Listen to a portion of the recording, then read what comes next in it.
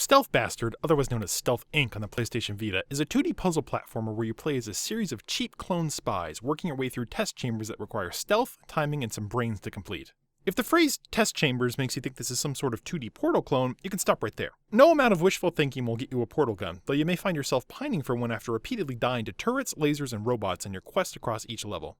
For the purposes of this review, I'm going to stick with calling both versions of the game Stealth Bastard, if for no other reason than to have a legitimate excuse to use naughty language in the review video. Skipping the keyboard and mouse controls entirely when I tested out the PC version, I went straight for an Xbox 360 controller, finding the game easy to play with the default settings. On the Vita, I'm still having some difficulty learning how to properly use the thing's tiny joysticks with my oversized hands, but after the first few test levels, I was playing the game without any issues. Aside from the obvious differences in control types between the two versions, there aren't any big problems or issues with either. Sound design is one of my big things, and both versions of the game provide throbbing environmental music that goes well with the gameplay. Sound effects are pleasing, relevant, and distinct, though the volume of the game music occasionally makes them difficult to hear. There isn't much need to worry about hearing though, as your opponents in Stealth Bastard rely on sight to take you down. A pair of oversized green goggles on your face alert you as to whether or not you've been spotted, as does the large text at the bottom of the screen. Now, why the enemies can't spot the green goggles in the dark is beyond me, but if it's good enough for Sam Fisher, it's good enough for Stealth Bastard. None of the missions that I've come across thus far have been impossible to figure out without a few tries.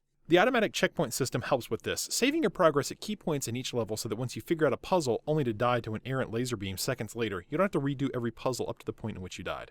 Now, this is a small touch, but one that makes the game much more enjoyable to play by taking away some senseless grind. This is especially important because, particularly on the Vita version, Stealth Bastard is an enjoyable getaway, perfect for playing for a few minutes here and there just as much as for long play sessions. The character model and environments look nice on the PC, but the extra work put into the Vita version is obvious from the get-go. The character is 3D-ified and looks ever so much better, and on the Vita's comparatively small screen, the entire environment looks cleaner and crisper, if not a bit cramped. Keep in mind though that I tend to play my games on a minimum of 1920 by 1200 resolution, so anything on a handheld is going to look small by comparison to me. Load times are non-existent on the PC and Vita versions, and I've found no bugs or hiccups in the game in either version thus far in my playthroughs. The one thing that I would change if I could, in the Vita version especially, would be to disable the ranking query that's done to the PlayStation Network during and after every mission, as it gets annoying after a while.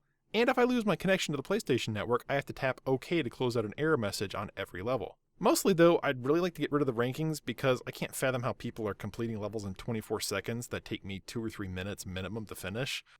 On a serious note though, it's very cool to see real-time rankings, even though I get depressed when I end up as number 5,390 in the overall ranking. No matter which version you decide to play, if you enjoy 2D platformers centered around puzzle solving, you'll enjoy Stealth Bastard. Reasonably priced at $10 on Steam and for the Vita, there's more than enough content to keep you satisfied and plenty of room for future growth through new levels and DLC packs. I'm Mike and this is Game Night with Mike. Thanks for watching. I'll be back with more videos very soon.